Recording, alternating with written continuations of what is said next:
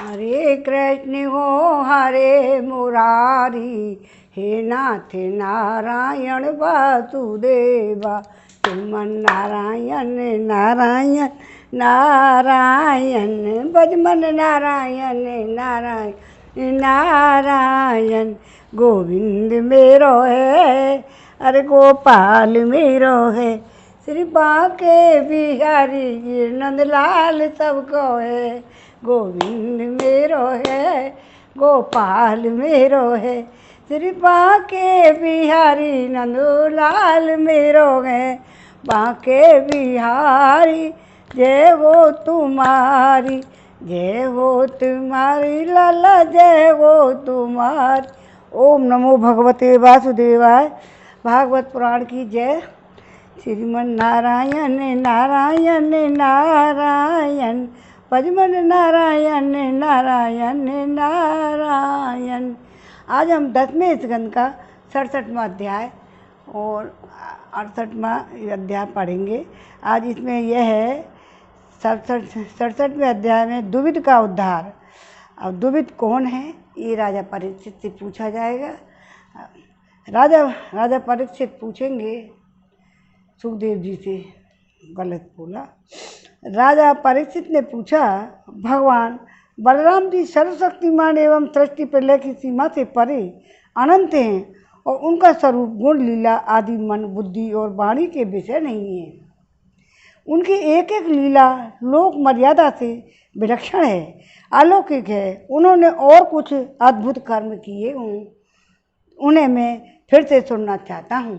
परीक्षित ने उनके सामने प्रार्थना की है पर सुखदेव जी से कि मैं उनके बारे में सुनना चाहता हूँ, जो अब अभिमान वृंदावन में रह 2-2.5 महीना रह के आए।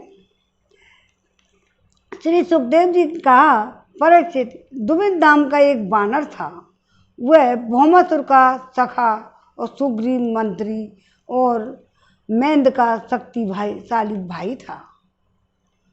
जब उसने सुना कि श्री कृष्ण ने भौमासुर को मार डाला है, तब वह अपनी मित्र की मित्रता के ऋण से पूर्ण होने के लिए राष्ट्र विप्लव करने पर उतारू हो गया। वह बानर बड़े बड़े नगरों और गांवों और खानों और अहीरों की बस्तियों में आग लगाकर उन्हें जलाने लगा। कभी वह बड़े बड़े पहाड़ों को उखाड़ कर उनसे प्रांत के प्रांत चकनाचूर कर देता और कभी विशेष करके ऐसा काम अनर्थ काटिया बाढ़ में देश में ही करता था, क्योंकि उसके मित्र को मारने वाले भगवान श्री कृष्ण उसी देश में निवास करते थे। दुविध बानर में 10,000 हाथियों का बल था। कभी कभी वह दुष्ट समुद्र में खड़ा हो जाता था और हाथों से इतना जल उछालता कि समुद्र तट के देश डूब जाते थे। वह दुष्ट बड़े बड़े ऋषि मुनियों के आश्रमों की सुंदर सुंदर लता वनस्पतियों को तोड़ मरोड़ कर चौपट कर देता और उनके यज्ञ संबंधी अग्नि कुंड में मलमूत्र डालकर अग्नियों को दूषित कर देता। इतना उपद्रव करता था जैसे भृंगी नाम का एक कीड़ा दूसरे कीड़े को ले जाकर अपने बिल में बंद कर देता है, वैसे ही यह मनोन्मत्त बानर स्त्री और पुरुषों को ले जाकर पहाड़ों की घाटियों तथा गुफाओं में डाल देता। फिर बाहर से बड़ी बड़ी चट्टानें रखकर उनका मुख बंद कर देता। इस प्रकार वह देशवासियों को का तो तिरस्कार करता ही और कुलीन स्त्रियों को भी दूषित कर देता। एक दिन वह दुष्ट सुललित संगीत सुनकर रेवतक पर्वत पर आ गया। वहाँ उसने देखा कि यदुवंश शिरोमणि बलराम जी सुंदर सुंदर युवतियों के झुंड में जब विराजमान हैं, उनका एक एक अंग अत्यंत सुंदर और दर्शनीय है और वक्ष स्थल पर कमलों की माला लटक रही है। वे मधुपान करके मधुर संगीत गा रहे हैं और उनके नेत्र आनंदोन्माद में विह्वल हो रहे हैं। उनका शरीर इस प्रकार शोभामान हो रहा था मानो कोई मदमत्त गजराज हो। वह दुष्ट बानर वृक्षों की शाखाओं पर चढ़ जाता और उन्हें झकझोर देता। कभी स्त्रियों के सामने आकर किलकारी भी मारने लगता है। युवती स्त्रियां स्वभाव से ही चंचल और हाथ परिहास की रुचि रखने वाली होती हैं। बलराम जी की स्त्रियां उस बानर की पिटाई देखकर हंसने लगीं।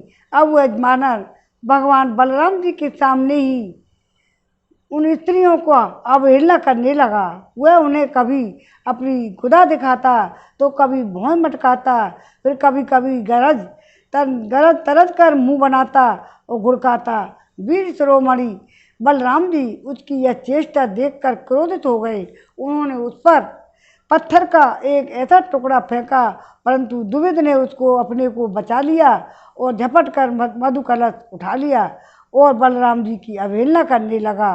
उस धूर्त ने मधु कलश की दो को फोड़ ही डाला, स्त्रियों के वस्त्र भी फाड़ डाले और अब वह दुष्ट हंस कर बलराम जी की को क्रोधित करने लगा। परीक्षित, जब इस प्रकार वो बलवान और मदोन्मत्त द्विविद बलराम जी को नीचे दिखाने और उन्हें घोर तिरस्कार करने लगा, तब उन्होंने उसकी ढिठाई देखकर उसके द्वारा सताए हुए देशों की दुर्दशा पर विचार करके उन्होंने उस शत्रु को मार डालने की इच्छा से क्रोधपूर्वक अपना हल मूसल उठाया।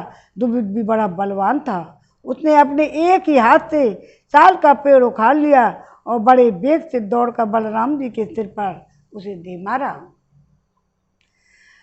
भगवान बलराम जी पर्वत की तरह अविचल हो खड़े हो रहे।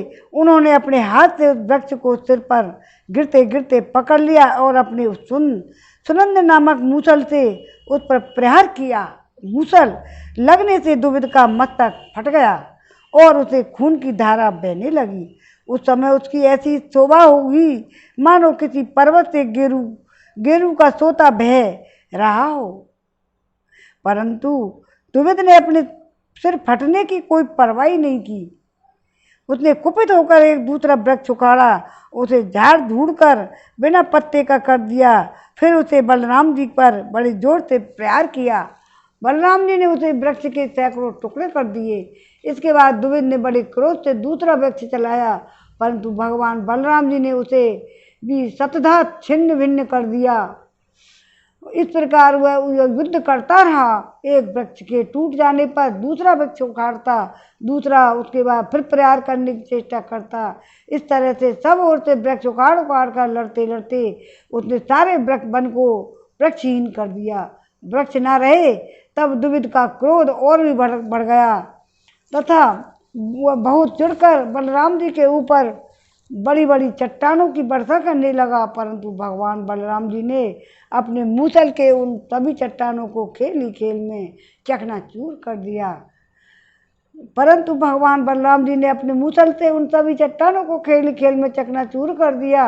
अंत में कपिलराज द्विविद अपनी तार के समान लंबी बाहों से मूसा बांधकर बलराम जी की ओर झपटा। पास आकर उसने उनकी छाती पर प्रहार किया। अब यदुवंश शिरोमणि बलराम जी ने हर और मूसल अलग रख दिए। क्रुद्ध होकर दोनों हाथों से उसके जत्रु स्थान हंसली पर प्रहार किया। शत्रु स्थान हंसली पर उससे हुए बानर खून उगलता हुआ धरती पर गिर पड़ा। परीक्षित, आंधी आने पर जैसे जल में डोंगी डगमगाने लगती है, वैसे ही उसके गिरने से बड़े बड़े वृक्षों और चोटियों के साथ सारा पर्वत हिल गया। आकाश में देवता लोग जय जय सिद्ध लोग नमो नमो और बड़े बड़े ऋषि मुनि साधु साधु के नारे लगाने लगे। बलराम जी पर फूलों की वर्षा करने लगे। और परीक्षित, द्विविद जगत में बड़ा ही उपद्रव मचा रखा था, अतः भगवान बलराम जी ने उसे इस प्रकार मार डाला। फिर वे द्वारकापुरी लौट आए। उस समय सभी परिजन भगवान बलराम जी की प्रशंसा करने लगे। जय बलराम जी की जय, बोलो कृष्ण बलराम की जय। श्रीमन नारायण नारायण नारायण, बजमन नारायण नारायण नारायण। बलराम जी भी तो शेष नाग के अवतार थे। आओ 67वें अध्याय में विराम लग गया है। अब हम 68वां अध्याय पढ़ेंगे। इसमें कौरवों पर बलराम जी का कोप और शाम का विवाह। 10वें स्कंद का अब 68वां अध्याय है। श्री सुखदेव जी कहते हैं, परीक्षित, जामवंती नंदन श्याम अकेले ही बहुत बड़े बड़े वीरों पर विजय प्राप्त करने वाले थे। वे स्वर्णवर में स्थित और दुर्योधन की कन्या लक्ष्मणा को हल लाए। इससे कौरवों का क्रोध और बढ़ा हुआ क्रोध। वे बोले, यह बालक बहुत धीट है, देखो तो सही, इसने हम लोगों को नीचा दिखाकर बलपूर्वक हमारी कन्या का अपहरण कर लिया है। वह तो इसे चाहती भी नहीं थी, अतः इस धीट को पकड़कर बांध लो। यदि यदुवंशी लोग रुष्ट भी होंगे तो ये हमारा क्या बिगाड़ लेंगे। वे लोग हमारी ही कृपा से, हमारी ही दी हुई धन संपत्ति धनधान्य से परम पृथ्वी का उपभोग कर रहे हैं। यदि ये लोग अपने इस लड़के के बंदी होने पर समाचार सुनकर यहाँ आएंगे तो हम लोग उनका सारा घमंड चूर चूर कर देंगे और उन लोगों के मिजाज वैसे ही ठंडे हो जाएंगे जैसे संयमी पुरुष के द्वारा प्राणायाम आदि उपायों से बस में की हुई इंद्रियां। ऐसा विचार करके कर्ण, सल और भूरिश्रवा, यज्ञ, केतु, दुर्योधन आदि वीरों ने कुरुवंश के बड़े बूढ़ों को अनुमति ली तथा सांब को पकड़ लेने की तैयारी की। जब महारथी सांब ने देखा कि धृतराष्ट्र के पुत्र मेरा पीछा कर रहे हैं, तब एक सुंदर धनुष चढ़ाकर सिंह के समान अकेले ही रणभूमि में डटे रहे। इधर कर्ण को मुखिया बनाकर कौरव वीर धनुष चढ़ाए हुए सांब के पास आ पहुँचे। क्रोध में भरकर उनको पकड़ लेने की इच्छा से खड़ा रहे। इस प्रकार ललकारते हुए बाणों की वर्षा करने लगे। परीक्षित, यदुनंदन श्याम अतिथ्य ऐश्वर्यशाली भगवान श्री कृष्ण के पुत्र थे। यदुनंदन श्याम अचित्य और ऐश्वर्यशाली भगवान श्री कृष्ण के पुत्र थे। श्याम कौरवों के प्रहार से वे उन पर चिढ़ गए और जैसे सिंह और हरिणों का पराक्रम वे देखकर चिढ़ जाता है। श्याम ने अपने सुंदर धनुष का टंकार करके कर्ण आदि 6 वीरों पर, जो अलग अलग 6 रथों पर सवार थे, 6 बाणों से एक साथ अलग अलग प्रहार किया। उनमें से 4 बाण उनके 4 घोड़ों पर, एक उनके सारथियों पर, एक उन महान धनुषधारी रथी वीरों पर छोड़ा। सांब के इस अद्भुत हस्तलाघव को देखकर विपक्षी वीर भी मुक्त कंठ से उसकी प्रशंसा करने लगे। इसके बाद उन 6 वीरों ने एक साथ मिलकर सांब को रथहीन कर दिया। 4 वीरों ने एक बाण से उनके 4 घोड़ों को मारा। एक ने सारथी को, एक ने सांब को धनुष काट डाला। इस प्रकार कौरवों ने युद्ध में बड़ी कठिनाई और कष्ट से सांब को रथहीन करके बांध लिया। इसके बाद उन्हें अपनी कन्या लक्ष्मणा को लेकर जय मनाते हुए हस्तिनापुर लौट आए। परीक्षित, नारद जी जब यह समाचार सुनकर यदुवंशियों को बड़ा क्रोध सुनाया और वे महाराज उग्रसेन की आज्ञा से कौरवों पर चढ़ाई करने की तैयारी करने लगे। बलराम जी कलह प्रधान कलयुग के सारे पाप ताप को मिटाने वाले हैं। उन्होंने कुरुवंशियों और यदुवंशियों के लड़ाई झगड़े को सो ठीक न समझा। यद्यपि यदुवंशी अपनी तैयारी पूरी कर चुके थे, फिर भी उन्होंने उन्हें शांत कर दिया। स्वयं सूर्य के समान तेजस्वी रथ पर सवार होकर हस्तिनापुर गए। उनके साथ कुछ ब्राह्मण और यदुवंश के बड़े बूढ़े भी गए। उनके बीच में बलराम जी की ऐसी शोभा हो रही थी मानो चंद्रमा ग्रहों से गिरे हुए हों। हस्तिनापुर पहुंचकर बलराम जी नगर के बाहर एक वन में ठहर गए। कौरव लोग क्या करना चाहते हैं, इस बात का पता लगाने के लिए उन्होंने उद्धव जी को धृतराष्ट्र के पास भेजा। उद्धव जी ने कौरवों की सभा में जाकर धृतराष्ट्र पिता में द्रोणाचार्य, वही आदि दुर्योधन की विधि पूर्वक अभ्यर्थना वंदना की और निवेदन किया कि बलराम जी पधारे हैं। अपने परम हितैषी और प्रियतम बलराम जी का आगमन सुनकर कौरवों की प्रसन्नता की सीमा न रही। वे उद्धव जी का विधि पूर्वक सत्कार करके उनके अपने हाथों में मांगलिक सामग्री लेकर बलराम जी की अगवानी करने चले।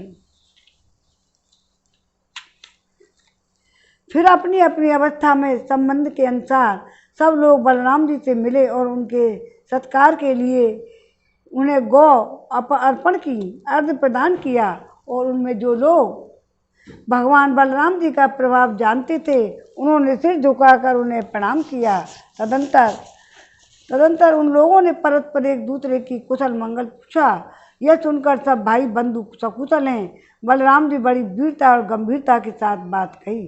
सर्वसमर्थ राजधिराज महाराज उग्रसेन ने तुम लोगों को एक आज्ञा दी है कि उसे तुम एकाग्रता तथा सावधानी के साथ सुनो, अविलंब उसका पालन करो। उग्रसेन जी ने कहा है कि हम जानते हैं कि तुम लोगों ने कईयों ने मिलकर अधर्म से अकेले व धर्मात्मा शाम को हरा दिया है और उनको बंदी बना लिया है। ये सब हम इसलिए सह लेते हैं कि हम संबंधियों में परस्पर फूट ना पड़े, एकता बनी रहे। अतः अब झगड़ा मत बढ़ाओ, शाम को उसकी नववधू के साथ हमारे पास भेज दो। परीक्षित बलराम जी की वाणी वीरता और शूरता और बल और उसके उत्कर्ष से परिपूर्ण और उनकी शक्ति से अनुभूत थी। यह बात सुनकर कुरुवंशी क्रोध से तिलमिला उठे। वे कहने लगे, अहो यह तो बड़े आश्चर्य की बात है। सचमुच काल की चाल को कोई नहीं टाल सकता। तभी तो आज पैरों की जूती उस सिर पर चढ़ना चाहती है जो श्रेष्ठ मुकुट से सुशोभित हैं। इन यदुवंशियों के साथ किसी प्रकार का हम लोगों ने विवाह संबंध कर लिया। ये हमारे साथ सोने बैठने और एक पंक्ति में खाने लगे।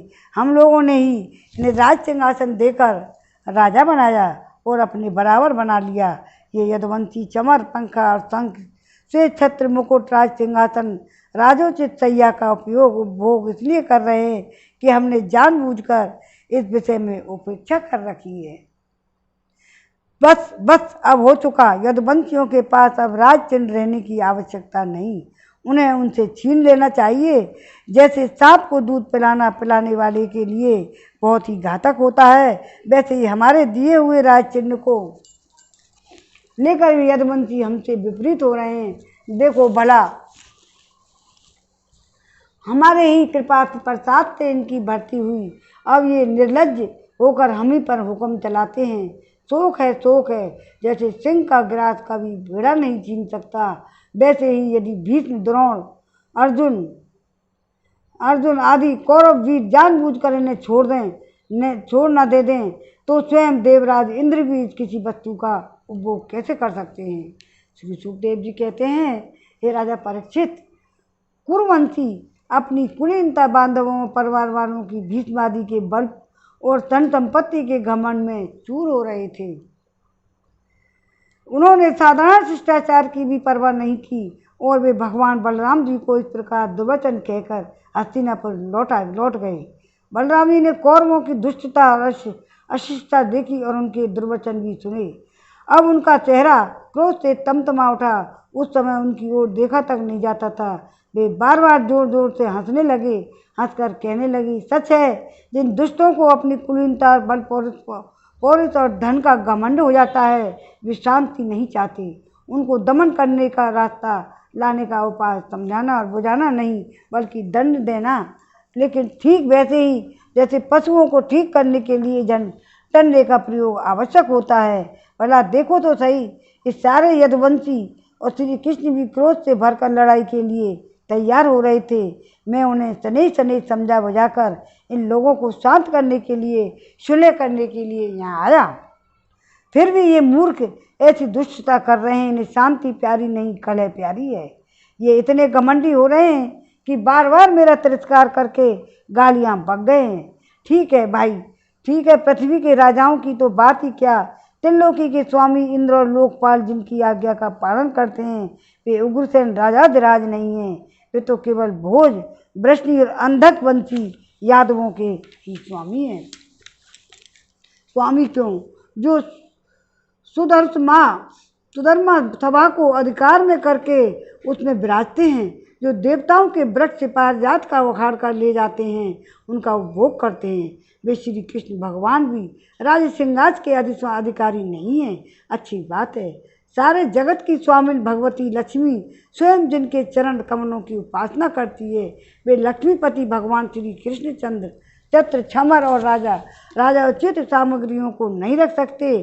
ठीक है भाई, जिनके चरण कमलों की धूल संत पुरुषों के द्वारा सेवित गंगा आदि तीर्थों को भी तीर्थ बनवाने वाली है। सारे लोकपाल अपने अपने श्रेष्ठ मुकुट पर जिनके चरण कमलों की धूल धारण करते हैं, ब्रह्मा शंकर में और लक्ष्मी जी जिनकी कला की भी कला हैं, जिनके चरणों की धूल सदा सर्वदा धारण करते हैं, उन भगवान श्री कृष्ण के लिए भला राज सिंहासन कहाँ रखा है। वे तारे युद्धवंशी तो कौरवों का दिया हुआ पृथ्वी का एक टुकड़ा भोगते हैं। क्या खूब हम लोग जूती हैं और ये कुरुवंशी स्वयं सिर हैं। ये लोग ऐश्वर्य से उन्मत्त घमंडी कौरव पागल और तरीके हो रहे हैं। इनकी एक एक बात कटुता से भरी बेसिर पैर की है। मेरे जैसा पुरुष इनका शासन कर सकता है, इन्हें दंड देकर इन्हें होश ठिकाने ला सकता है, भला इनकी बातों को कैसे सहन कर सकता है। आज मैं सारी पृथ्वी को कौरवहीन कर डालूंगा। इन प्रकार कहते कहते बलराम जी क्रोध से ऐसे भर गए मानो त्रिलोकी को भस्म कर डालेंगे। वे अपना हल लेकर खड़े हो गए। उन्होंने उनकी नोक से बार बार चोट करके हस्तिनापुर को उखाड़ लिया। उसे डुबाने के लिए बड़े क्रोध से गंगा जी की ओर खींचने लगे। हल से खींचने ही हस्तिनापुर इस प्रकार कांपने लगा मानो जल में कोई नाव डगमगा गई हो। जब कौरवों ने देखा कि हमारा नगर तो गंगा जी में गिर रहा है, तब वे घबरा उठे। फिर उन लोगों ने लक्ष्मण के साथ शाम को आगे किया और अपने प्राणों की रक्षा के लिए कुटुंब के साथ हाथ जोड़कर सर्वशक्तिमान उन्हीं भगवान बलराम जी को शरण में आए गए और कहने लगे, हे लोकाभिराम बलराम जी, आप सारे जगत के आधार से ही हैं। बलराम जी की अब समझ में आई उनके। हम आपका प्रभाव नहीं जानते थे, फिर वो हम लोग मूढ़ हो रहे थे, हमारी बुद्धि बिगड़ गई है, इसलिए आप हम लोगों का अपराध क्षमा कर दीजिए। आप जगत की स्थिति उत्पत्ति प्रलय के एकमात्र कारण हैं, स्वयं निराधार स्थित हैं। सर्वशक्तिमान प्रभु, बड़े बड़े ऋषि मुनि कहते हैं कि आप खिलाड़ी हैं और सबके सब लोग आपके खिलौने हैं। अनंत आपके श्रेष्ठ सिर हैं और आप खेल खेल में भूमंडल को अपने सिर पर रखे रहते हैं। जब प्रलय का समय आता है तब आप सारे जगत को अपने भीतर लीन कर लेते हैं और केवल आप ही बचे रहकर अद्वितीय रूप से शयन करते हैं। भगवान, आप जगत की स्थिति और पालन के लिए विशुद्ध सत्य में शरीर ग्रहण किए हुए हैं। आपका यह क्रोध द्वेष और मत्सर के कारण नहीं है, यह तो समस्त प्राणियों की शिक्षा देने के लिए है। समस्त शक्तियों को धारण करने वाले सर्वशक्तिमान प्राणी स्वरूप अविनाशी भगवान, आपको हम नमस्कार करते हैं। जय बलराम जी की जय। बलराम जी भगवान की उपमा कोई नहीं सहन कर सका। समस्त विश्व के रचयिता देव, हम आपको बार बार नमस्कार करते हैं। हम आपकी शरण में हैं, आप कृपा करके हमारी रक्षा कीजिए। श्री सुखदेव जी कहते हैं, परीक्षित, कौरवों का नगर डगमगा रहा था। वे अत्यंत घबराहट में पड़े हुए थे जब वे सबके सब कुरुवंशी इस प्रकार भगवान बलराम जी की शरण में आए और उनकी स्तुति प्रार्थना की। तब वे प्रसन्न हो गए और डरो मत ऐसा कहकर उन्हें अभयदान दिया। परीक्षित, दुर्योधन अपनी पुत्री लक्ष्मणा से बड़ा प्रेम करता था। उसने दहेज में 60 वर्ष के 1200 हाथी, 60 वर्ष के 12 हाथी, 10,000 घोड़े, सूर्य के समान चमकते हुए सोने के 6,000 रथ और सोने के हार पहनी हुई 1,000 दासियां यदुवंश शिरोमणि भगवान बलराम जी ने यह सब दहेज स्वीकार कर लिया और नवदंपति लक्ष्मणा तथा संसाम्ब के साथ कौरवों का अभिनंदन स्वीकार करके द्वारका की यात्रा की। अब बलराम जी द्वारकापुरी में पहुँचे और अपने प्रेम और समाचार जानने के लिए उत्सुक बंधु बांधवों से मिले। उन्होंने यदुवंशियों की भरी सभा में अपना यह सारा चरित्र कह सुनाया जो हस्तिनापुर में उन्होंने कौरवों के साथ किया। और हे परीक्षित, यह हस्तिनापुर आज भी दक्षिणा की ओर ऊंचा और गंगा जी की ओर कुछ झुका हुआ है। हस्तिनापुर जो है ना आज दक्षिण की ओर ऊंचा हो रहा है और गंगा जी की तरफ झुका हुआ है और इस प्रकार ये भगवान बलराम जी के पराक्रम की सूचना दे रहा है। वो आज भी ऐसे ही है, दक्षिण की तरफ ऊंचा है और गंगा जी की तरफ नीचा है। वो गंगा जी में प्रवाहित कर रहे थे, क्रोध में आकर सारा हस्तिनापुर जा रहा था।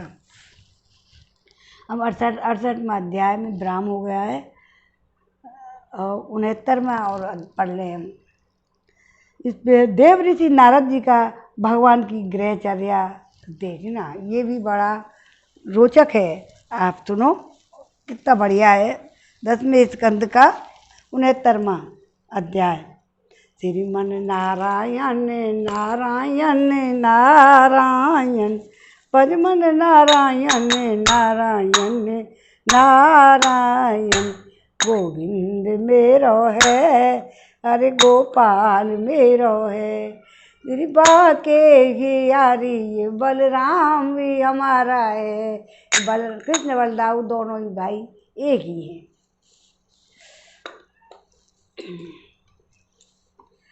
सुखदेव जी कहते हैं, परीक्षित, जब देव ऋषि नारद जी ने सुना कि भगवान श्री कृष्ण नरकासुर भौमासुर को मारकर अकेली हजारों राजकुमारियों के साथ विवाह कर लिया है, अब उनको भी संशय हो जाएगा। नारद जी को संशय हो गया कि इनके साथ कैसे रहते होंगे, कोई एक पत्नी को नहीं निभा पाता है, 16,008 रानी हैं, तो इनको कैसे निभा रहे होंगे। तो उनको इसको अपने संशय दूर करने के लिए यदुवंशियों के पास, श्री कृष्ण के पास आते हैं। ये श्री कृष्ण ने नरकासुर भौमासुर को मारकर अकेली हजार राजकुमारियों के साथ विवाह कर लिया है। तब उनके मन में भगवान की रहन सहन देखने की बड़ी अभिलाषा हुई। वे सोचने लगे, अहो यह कितने आश्चर्य की बात है, भगवान श्री कृष्ण ने एक ही शरीर से एक ही समय 16,000 महलों में अलग अलग 16,000 राजकुमारियों का पान ग्रहण किया है। देव ऋषि नारद उत्सुकतावश प्रेरित होकर भगवान की यह लीला देखने के लिए द्वारका आ पहुँचे। वहाँ वन और धान खिले हुए, रंग बिरंगों पुष्पों से लदे वृक्षों से परिपूर्ण थे। उन पर तरह तरह के पक्षी चहक रहे थे, भौरे गुंजार कर रहे थे। निर्मल जल से भरे हुए सरोवर नीले, लाल और सफ़ेद रंग के भांति भांति के कमल खिले हुए थे। कुमुद कोई और नवजात कमलों की मानो भीड़ी लगी हुई थी। उनमें हंस और सारद कलरव कर रहे थे। द्वारकापुरी में स्फटिक मणि चांदी के 9 लाख महल थे। वे फर्श आदि जड़ी हुई मरकत मणि पन्ने की प्रभा से जगमगा रहे थे। उनमें सोने के तथा हीरों की बहुत सी सामग्रियां शोभायमान थीं। उसके राजपथ, बड़ी बड़ी सड़कें, गलियां, चौराहे और बाजार बहुत ही बड़े सुंदर सुंदर थे। घुड़साल आदि पशुओं की रहने की स्थान, सभा भवन और देव मंदिरों के कारण उसका सौंदर्य और भी चमक रहा था। उसकी सड़कों और चौक, गली और दरवाजों पर छिड़काव करके किया गया। छोटी छोटी झंडियाँ, बड़े बड़े झंडे जगह जगह फहरा रहे थे। उनके कारण रास्ते में धूप नहीं आ सकती।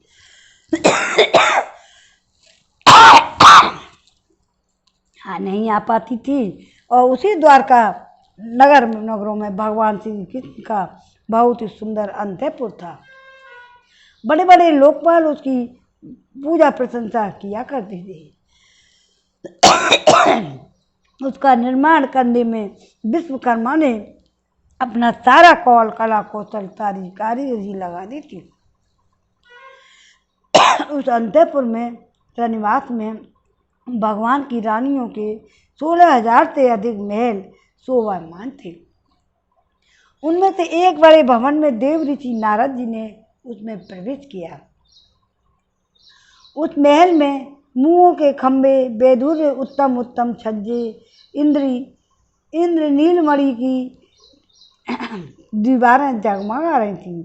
वहाँ की गरजें भी ऐसी इंद्र नीलमणियों से बनी हुई थीं जिनकी चमक किसी प्रकार कम नहीं होती थी। विश्वकर्मा ने बहुत से ऐसे चंदोबे बना रखे थे जो उनमें मोती की लड़ियों की झालरें लटक रही थी। हाथी दांत के बने हुए आसन और पलंग थे जिनमें श्रेष्ठ श्रेष्ठ मणि जड़ी हुई थी। बहुत सी दासियां गले में सोने का हार पहने और सुंदर वस्त्रों से सुसज्जित होकर तथा बहुत से सेवक भी जामा पगड़ी सुंदर सुंदर वस्त्र पहने जड़ाऊ कुंडल धारण किए अपने अपने काम में व्यस्त थे और शोभा महल की शोभा बढ़ा रहे थे। अनेकों रत्न प्रदीप तथा जगमगाहट से उसका अंधकार दूर कर रहे थे। अगर की धूप देने के कारण झरोकों में धुआं निकल रहा था और उसे देखकर रंग बिरंगे मणि में छज्जों पर बैठे हुए मोर बादलों की भ्रम से कूद रहे थे, नाच रहे थे। नाचने लगते देव ऋषि नारद जी ने देखा भगवान श्री कृष्ण उस महल को स्वामिनी रुक्मणी जी के साथ बैठे हुए हैं और वे अपने हाथों भगवान की सोने के डांडी वाले चमर से हवा कर रही हैं। यदि भी उस महल में रुक्मणी जी के समान ही गुण रूप अवस्था वेश भूषा वाली सहस्त्रों दासियां भी हर समय विद्यमान रहती थी। नारद जी को देखते ही समस्त धार्मिकों के मुकुट मणि भगवान श्री कृष्ण रुक्मणी जी के पलंग से सहसा उठ खड़े हुए। उन्होंने देव ऋषि नारद जी के युगल चरणों में मुकुट युक्त सिर को से प्रणाम किया, हाथ जोड़कर उन्हें अपने आसन पर बैठाया। परीक्षित, उन्हें इसमें संदेह नहीं कि भगवान श्री कृष्ण चराचर जगत के रूप परम गुरु हैं और उनके चरणों का धोवन गंगा जल सारे जगत को पवित्र करने वाला है। फिर भी वे परम भक्त वत्सल और संतों के परम आदर से उनके स्वामी हैं। उनका एक ऐसा असाधारण नाम ब्राह्मण देव भी है। जो ब्राह्मण देव हैं वे ब्राह्मणों को ही अपना आराध्य देव मानते हैं। उनका यह नाम उनके गुणों के अनुरूप एवं उचित ही है।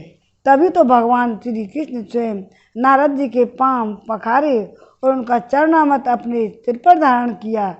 नर शिरोमणि नर के सखा सर्वदर्शी पुराण पुरुष भगवान नारायण ने शास्त्रोक्त विधि से देव ऋषि शिरोमणि भगवान नारद की पूजा की। इसके बाद अमृत से भी मीठे किंतु थोड़े शब्दों में उनका स्वागत सत्कार किया। फिर कहा, है प्रभु, आप तो स्वयं समग्र ज्ञान वैराग्य धर्म यश श्री ऐश्वर्य से परिपूर्ण हैं। हम आपकी क्या सेवा करें। देव ऋषि नारद जी ने कहा, भगवान, आप समस्त लोकों के एकमात्र स्वामी हैं। आपके लिए ये कोई नई बात नहीं है। आप अपने भक्तजनों से प्रेम करते हैं और दुष्टों को दंड देते हैं। परम यशस्वी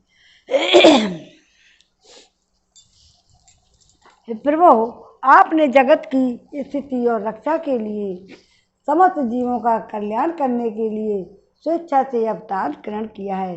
वे भगवान, यह बात हम भली भांति जानते हैं।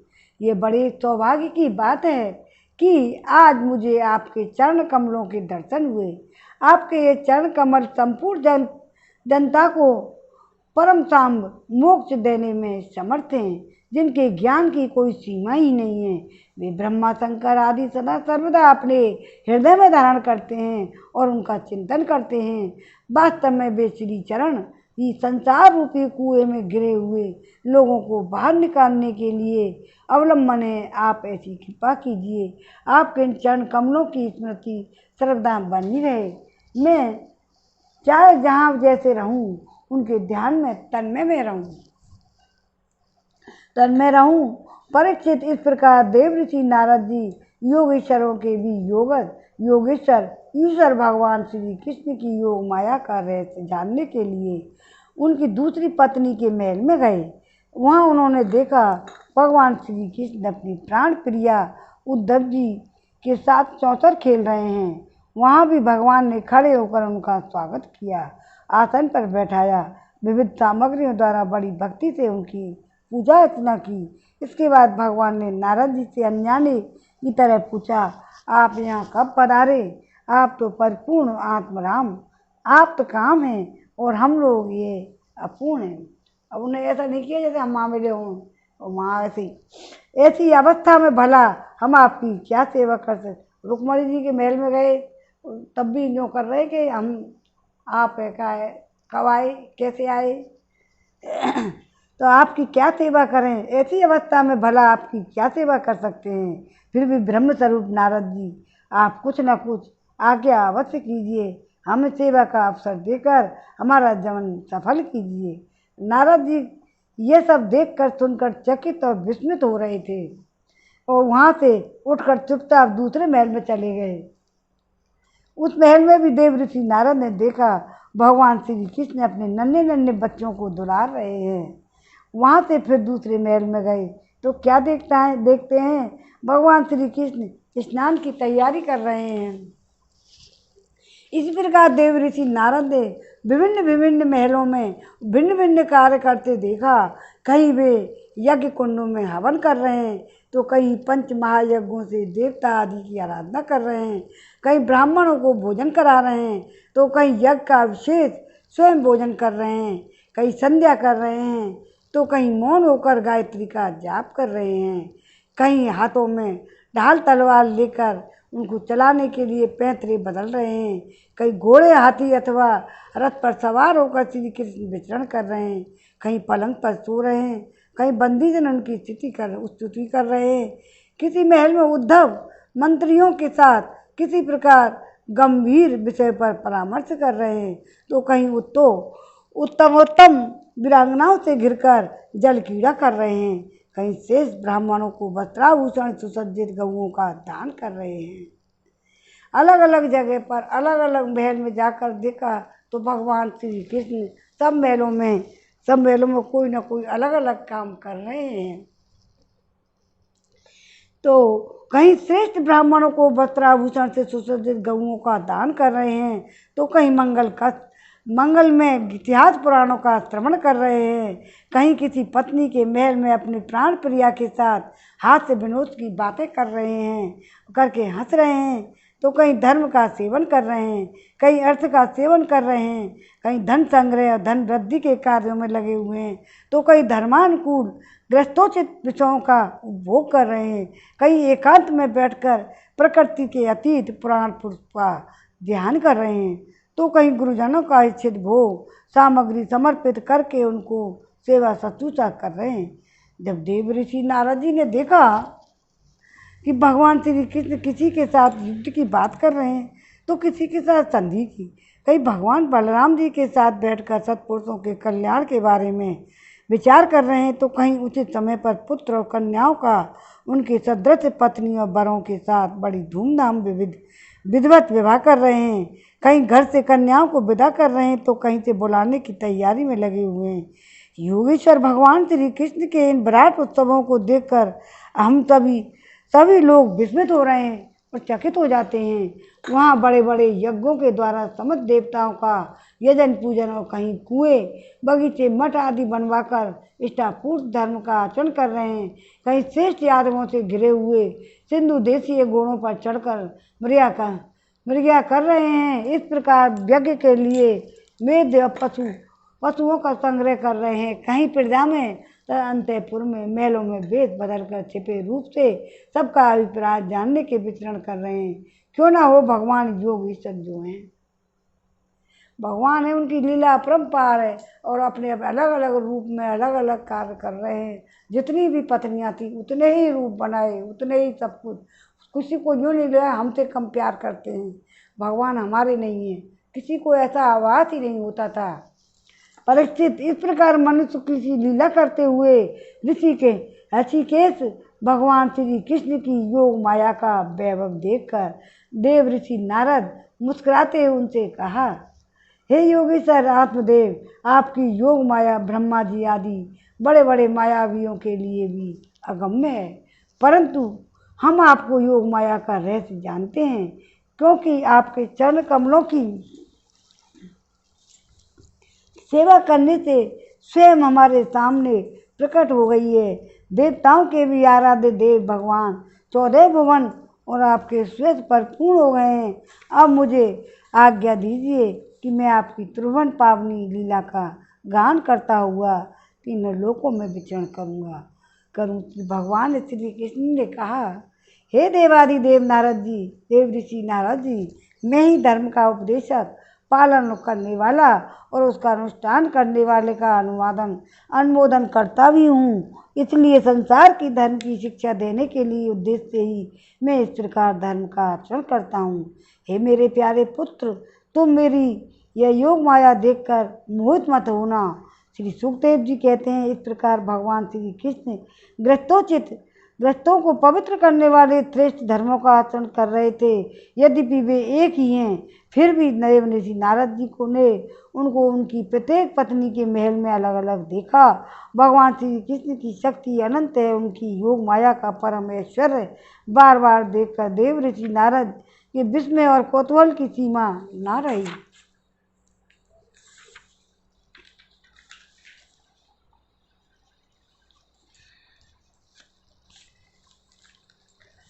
द्वारका में भगवान श्री कृष्ण गृहस्थ की भांति ऐसी आचरण करते थे मानो धर्म अर्थ काम रूप पुरुषार्थों में उनकी बड़ी श्रद्धा थी।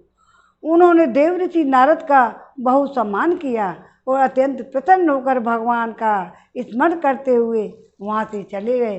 श्रीमन नारायण नारायण नारायण, भजमन नारायण नारायण नारायण, गोविंद मेरो है अरे गोपाल मेरो है, श्री बांके बिहारी नंद लाल मेरो है। श्रीमन नारायण नारायण नारायण, भजमन नारायण नारायण नारायण। नारद मुनि तो वैसे भी नारायण नारायण ही करते हैं, फिर उनकी नारायण नारायण की स्तुति करते हुए अपने लोक को चले गए। द्वारका अपने वहाँ से चले गए। हे राजन, जब भगवान नारायण सारे जगत के कल्याण के लिए अपनी अचिंत्य महाशक्ति योग माया को स्वीकार करते हैं और इस प्रकार मनुष्यों की लीला करते हैं, द्वारकापुरी में 16,000 से भी अधिक पत्नियां अपनी सलज्ज प्रेम भरी चितवन तथा मंद मंद मुस्कान से उनकी सेवा करती थीं।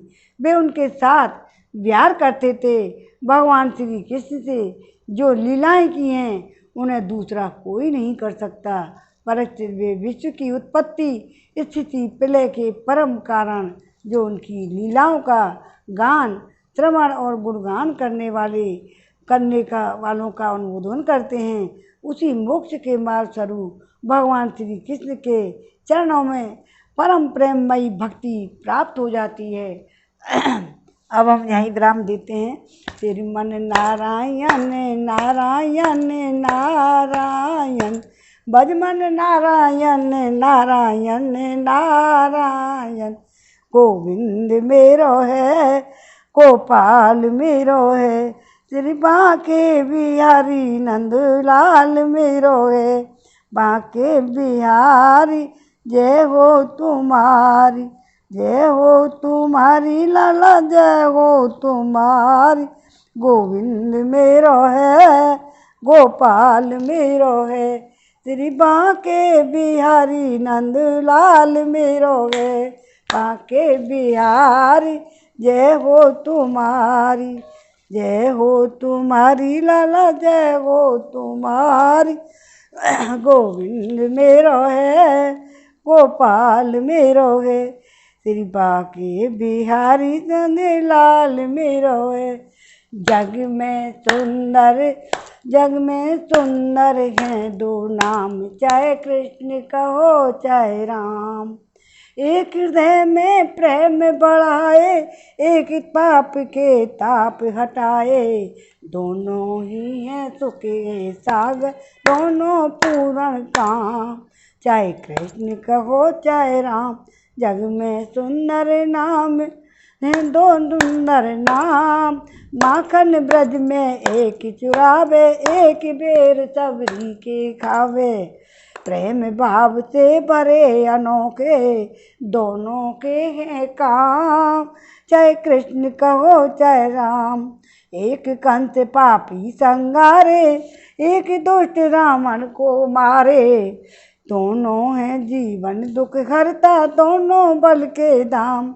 चाहे कृष्ण कहो चाहे राम।